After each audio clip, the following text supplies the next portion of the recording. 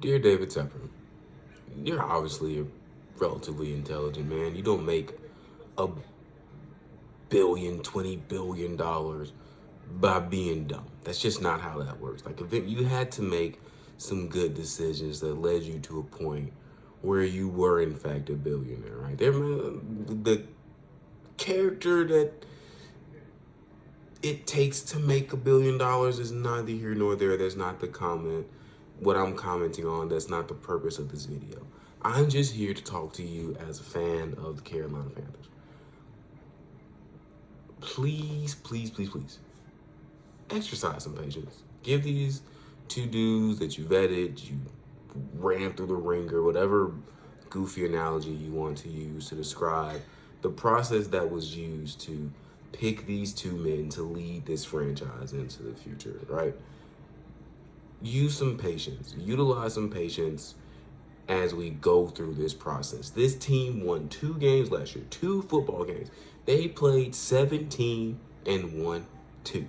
That means that if we win 3 games, if in the first 8 games of the season we're 3-5, that's a 50% improvement. You've made a 50% improvement on this past season. Now, that's not saying that's what I'm hoping for. I'm sure most of Panthers Nation wholeheartedly expects to have a better product than a 3-14 team on the field next year.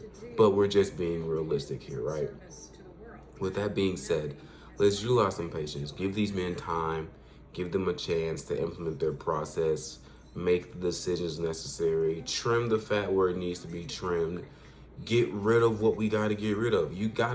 Sometimes you got to prune the tree before it bears any fruit. You know, the good book says that you got to prune the tree and shed the things that are keeping you away from what you're ultimately pressing on towards, right? So give them time to do that. That doesn't just happen overnight. You don't wake up and all of a sudden you go from a 2-win football team to a 12-win football team. That doesn't happen. And don't use the Houston Texans as some, well, they did it, so why can't we do it? Yeah, man, that sounds real cool. And this was a children's book. That's exactly how that would happen. They just so happened to stumble upon the right everything at the right time, and they worked real hard to get there. It wasn't accidental, but that's not a realistic outcome for any other season, any other team in the NFL. That doesn't just happen. You have to bring in the people to create the culture that can even foster, remotely give that level of success a chance, especially that quickly. That being said, you're gonna have to utilize some patience. We're going to have to let these two dudes who you picked out of a lot of other dudes, you left Mike Vrabel on the bench. Like, he's won playoff games. He's coached winning teams. You left him out there. I don't know if you didn't pick Bill Belichick, if Bill Belichick didn't pick you. I don't know how that conversation went. But there's a dude who's unemployed that you could have employed that won 6 Super Bowls.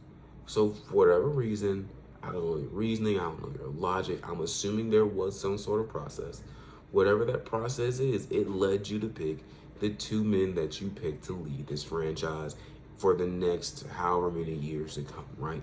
The goal is not to hire a new coach every 3 years, I would assume. The goal is to have this guy coach from right now until the day he retires from NFL football. I'm assuming that that is your goal. That's the goal of any franchise that wants to do well, is you have to have stability in those positions that really matter, be it your head coach, be it your quarterback, be it your GM.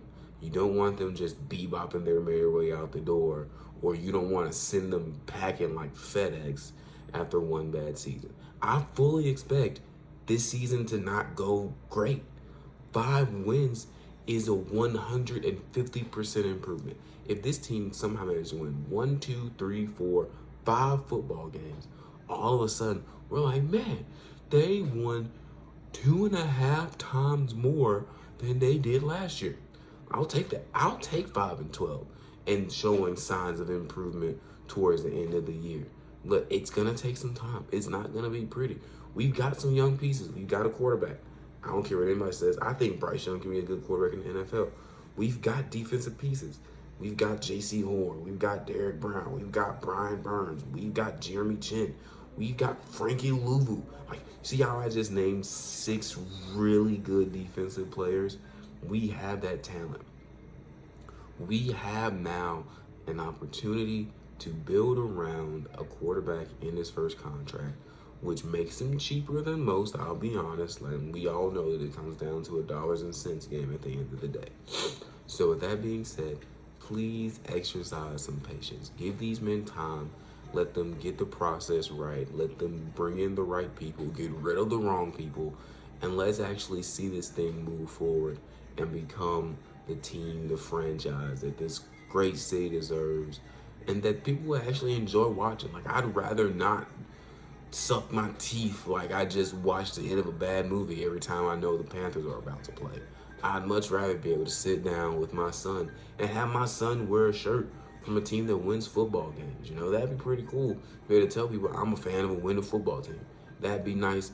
And that is going to start from the top. That is going to start with giving people time to get the process right. Sincerely yours, one Panthers fan, to the owner of the team I root for. Peace.